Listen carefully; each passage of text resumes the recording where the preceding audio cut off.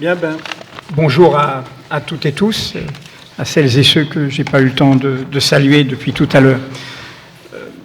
Commencer par cette question des médias, et je vais la lier à la question de la justice. C'est être au cœur de ce qu'est le combat de la Ligue des droits humains. Le combat...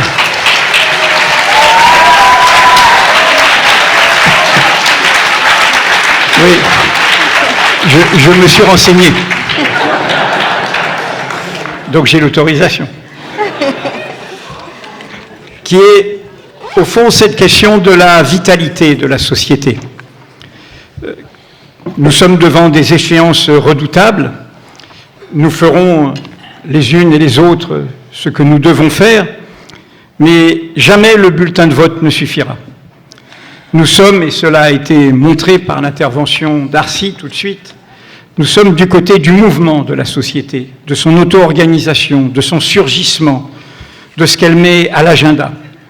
Et dans ce contexte, il y a toujours deux marqueurs d'une culture authentiquement, radicalement démocratique. L'attitude à l'égard de la presse, l'attitude à l'égard de la justice.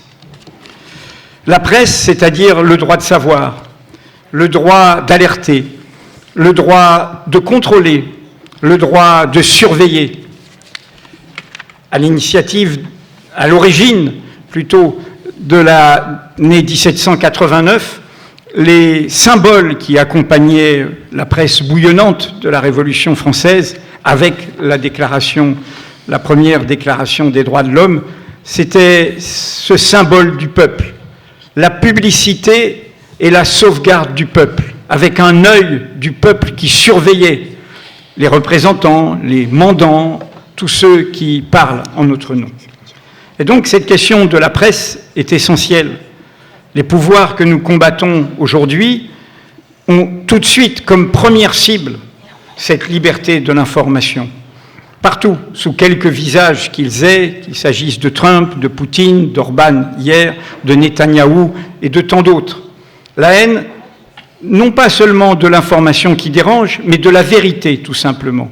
D'où le lien avec le combat sur la question de la connaissance, sur la question des universités, sur la question du savoir.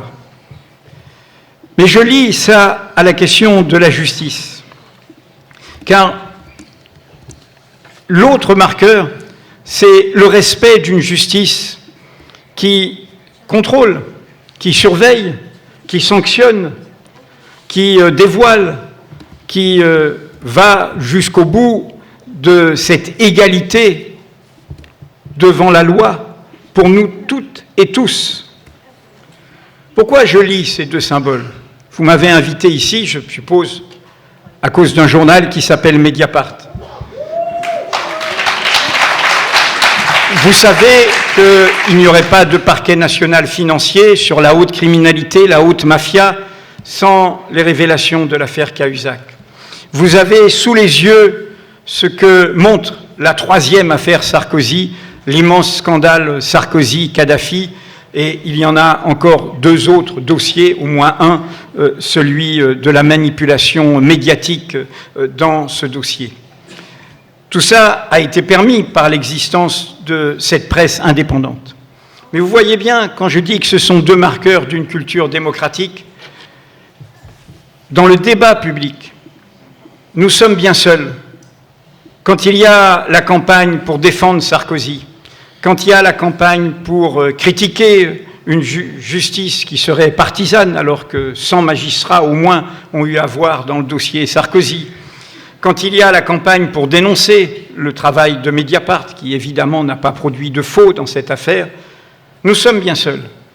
Les deux questions que je viens de vous poser, la question d'une indépendance radicale de la justice, c'est-à-dire d'une indépendance de son parquet, a été citée la Constitution antifasciste italienne. Elle nous fait honte, car c'est elle qui instaure, et c'est pour ça aussi que le référendum a été perdu, une indépendance totale des procureurs de la République en Italie, qui ont le même statut que les magistrats du siège. C'est ce qui a permis qu'il y ait une génération de magistrats qui a dévoilé la mafia d'en haut, pas seulement celle des crimes d'en bas, qui a pu le faire, qui a pu mener ces enquêtes sans jamais avoir à rendre compte au pouvoir exécutif, jusqu'à mettre en cause des représentants des principaux partis et notamment de la démocratie chrétienne pour leur lien avec la mafia. Nous sommes désarmés dans ce pays-ci. Nous n'avons pas encore cette indépendance de la justice. C'est une bataille individuelle, c'est un courage individuel des magistrats que l'on voit, qui s'expriment dans leur récente bataille, mais ce n'est pas au cœur aujourd'hui de la réalité de notre pays. Et donc, de la même manière que vous n'avez aucune force politique qui s'empare de ce sujet, qui réclame cette indépendance de la justice, vous avez au contraire un discours commun aux forces politiques de défiance à l'égard de la justice, de critique dès que la justice vous concerne, dès que la justice vous met en cause. Et il en va de même pour la presse. Avoir une culture démocratique radicale, c'est respecter une presse qui informe honnêtement, loyalement. Ce n'est pas en avoir une vision instrumentale. Ce n'est pas voir la presse avec ce seul critère, est-elle avec moi ou contre moi? Est-elle de mon côté ou de notre côté qui serait pas le mien? Au contraire, une presse indépendante, et c'est toute l'histoire du rôle de la presse dans l'affaire Dreyfus, c'est une presse qui vous oblige à penser contre vous-même, y compris parfois contre votre camp, y compris parfois contre des dirigeants qui s'aveuglent. Ne pas oublier qu'il y eut 4 ans de combat avant le J'accuse de Zola, mené par des minoritaires, par rapport à des dirigeants des forces progressistes de l'époque, qui n'étaient pas vaccinés, j'allais dire, contre le poison des préjugés, de l'antisémitisme, et qui, au début, ont cru au complot militaire, ont cru à la culpabilité de Dreyfus. Et donc, ces deux questions, la presse et la justice, devraient être, dans ces mois qui viennent pour nous, notre agenda, l'agenda de la société.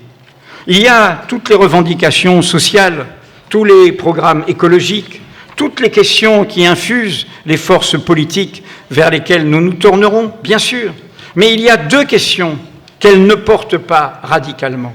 Cette question d'un assainissement de notre système médiatique, mais ce qui veut dire d'un respect d'une presse indépendante, d'une presse qui ne vit que du soutien de ses lecteurs, et du respect d'une justice radicalement indépendante, même si elle vous cherche parfois des noises parce que vous avez fauté et parce que nous ne sommes pas pour une société des purs.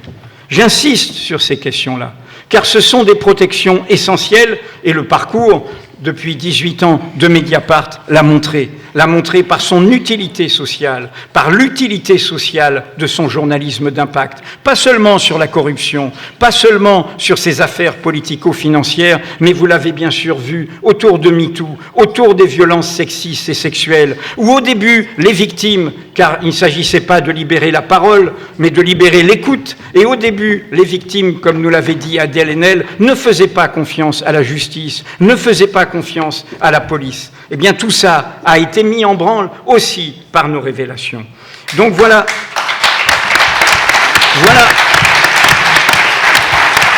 dans les 8 minutes qu'on m'a donné, le message que je voulais vous transmettre.